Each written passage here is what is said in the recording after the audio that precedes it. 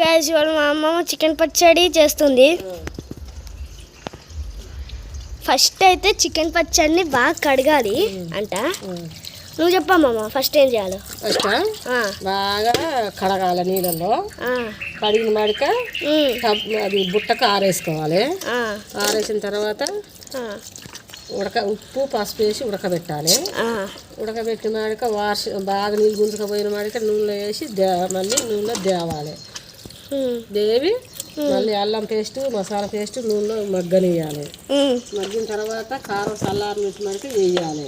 వేసిన తర్వాత అన్నీ కలుపుకోవాలి.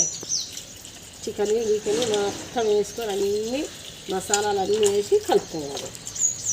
ఇంతేనా? చూసారు కదా, మీరు కూడా ఇలానే చేయండి.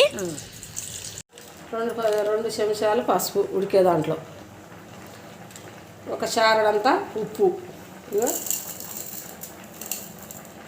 వేసి బాగా ఉడికిచ్చి ఆరబెట్టి చేసేది.